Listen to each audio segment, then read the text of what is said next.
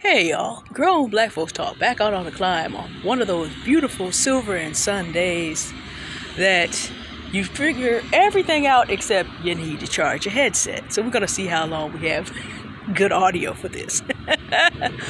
Anyway, the fact that I know my battery is low will help me to corral my thoughts. People to leave in 2023. Anyone who does not know how to love you upwards. Now, caveat, if you do not understand this concept after I've explained it, you're going to be left in 2023 also. So this is an invitation to all of us to continue to kind of do our work. Because I've been having a lot of great conversations since Thursday, so 5 days, and listening to some very heavy content. I'm going to put the video by Khadija Mbowe, I hope that's pronouncing that last name right, about love in a loveless society, which was sort of what helped crystallize my thoughts this morning. Loving upward, to be loved up. Now, let me also say that everyone understands this in terms of what they would like to receive, but most people do not understand this in this society in terms of their responsibility.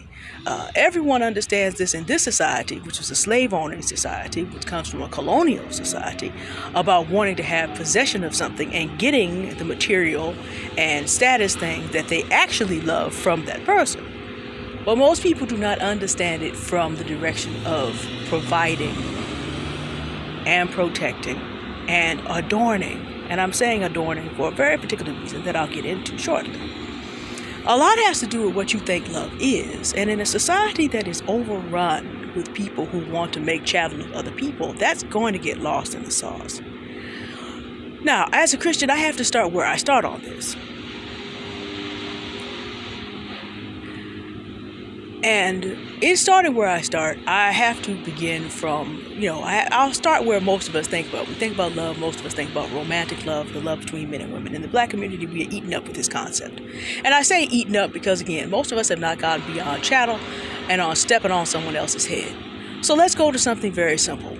A man is expected to come into a woman's life in the Christian sense, ready to represent Christ and his church. Christ does not need any material things built by his church. He built the universe and all that's in it. However, he did leave room, because men often get very upset about this. It puts too heavy a burden on them. No, Christ left some room there. One of the little known commands of the Christian, to the Christian, is to adorn the doctrine. Well, what does that mean? The doctrine is solid, and in it I have eternal life, but I do have a responsibility to adorn it. Some things I cannot make palatable to people who insist on rejecting Christ. The fact that Christ will stand in judgment of the whole world, including determining the fate of those who make a decision for or against him, I can't make that palatable to you.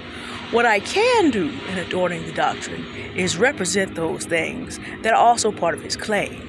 If I say that God loves you, I adorn the doctrine by behaving in a loving way, even though love sometimes has to do with me telling you, get your life together.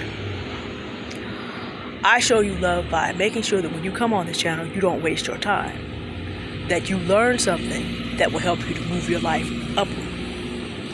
If you think about how relationships break down, we actually are saying this all the time. All these arguments that we're having are basically arguments about people being afraid that they are going to seek love and be brought down to destruction. Basically, because love moves us upward. To go back to what I know about Christianity, things that people also don't know from the direction of the church and therefore the woman in their marriage relationship.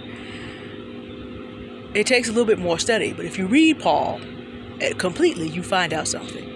The bride is expected to do, again, adorn the doctrine.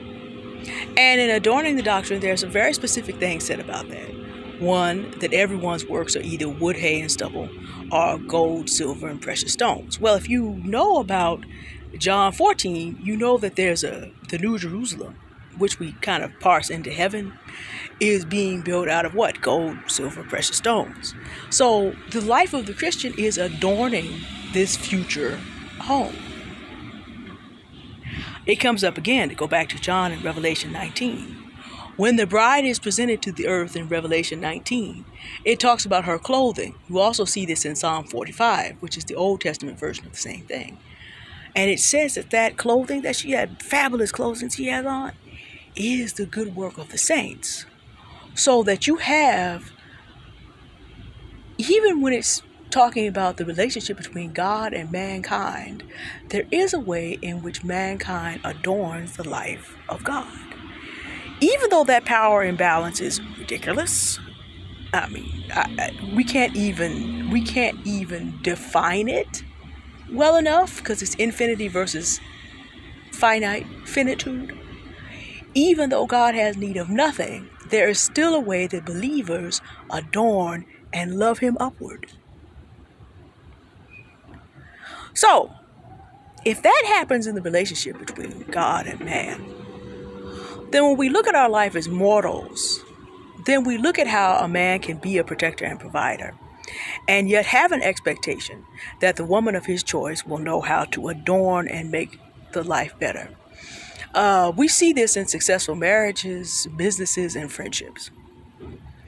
People come together because they are able to complement one another. People come together in ways that they make each other better. We hear this all the time. That is what is meant by being able to love upward. That's what I mean. And again, everybody understands this from the point of view of wanting that, but not enough people understand it from the view of being able to also uphold the responsibility. And the latter is whom I would advise you to remove from your life. Because again, in this society, they default to chattel makers if they don't understand it. They default to time wasters and life stealers if they don't understand it. Because people want to be loved upward and have the right to step on you and provide nothing in return and leave you broken and move on to whoever they can catch up on that next rung. Never understanding, of course, that the people you step on the way up are the people you're going to be falling right back down. As Miss Seeley said it to Mr., everything you've done to me been done to you. It's inevitable. There's a particular celebrity who was referenced in Miss Mbowe's comments. And if you watch him, I'm not going to put him out there right now. He broke some very serious promises to his wife. And everybody's talking about, well, he deserved to do that. Well, that next year that he had trying to do it over was a disaster. And now he makes his living, he stays in the public eye, being humiliated in Hertz commercials, being talked to any kind of way by a black woman on top of everything else. How the mighty have fallen daily. There is a leveling when you choose to use people as chattel. And that's why I say, if you do not understand the concept that I'm explaining, then you need to get your life together. Because you cannot have this long term unless you are willing to do it. As I present content to you, and as I choose what I present to you, I do my very best to love you upward. I want you to have better understanding today because you came to spend time with me. Even on what is going to look like it's going to top out about a 10-minute video. If you spent 10 minutes with me, I want you to be bettered. I want to love you upward. I spend time now watching only content creators who also have that same concern for their people. I'm not interested in going in circles. I'm not interested in just exploring things. I was deeply hurt because, well, it's going to be a 12-minute video. Let me get into this. Because I have a desire. There's no one that I have loved that I would not still desire to love if I could, safely to me. I received a piece of information from a friend of mine, some reconnaissance.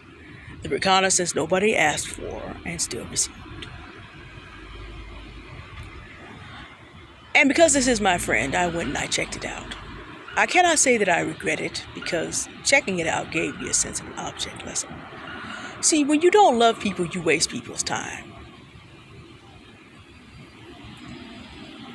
The people who were discussing a rather serious topic, and this is the thing, serious topics involving a well-known millionaire from whom much could be learned, good and bad. didn't know the people involved, hadn't done their prep work. And what struck me was that the only black woman on the panel was like, why are we even doing this?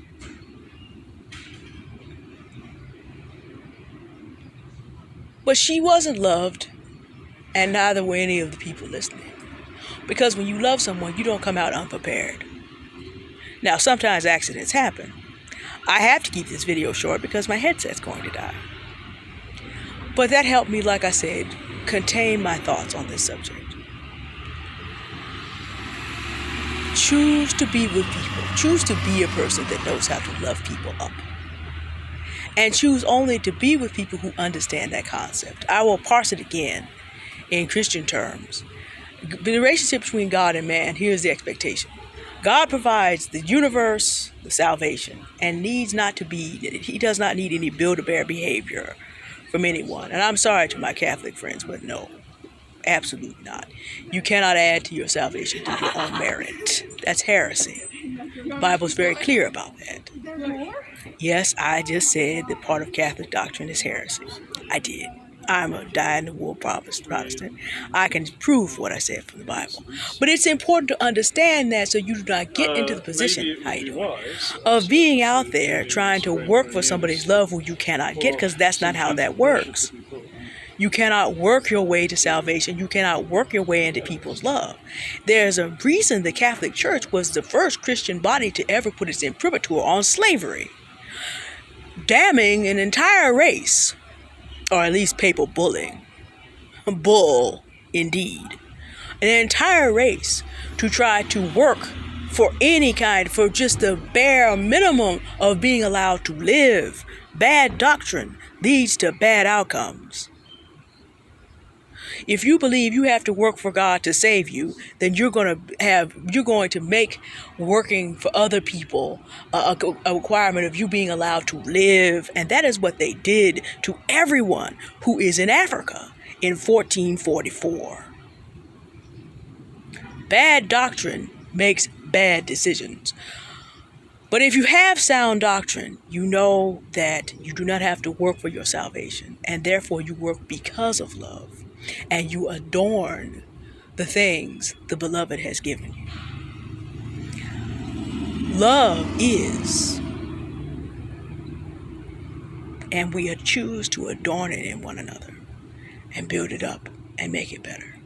And if you ever say that you love a person, then that will be what you do to their lives. Everybody ought to have their fundamentals done. Build-a-bearing is not loving.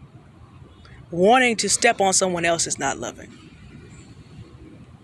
Be sure next year that you make sure that in your businesses, your friendships, and your romantic relationships, so-called, that the person you are with understands what you must also understand.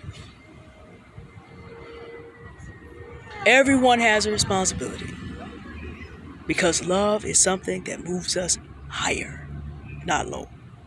To love up. And people who do not understand that do not need to be in your life.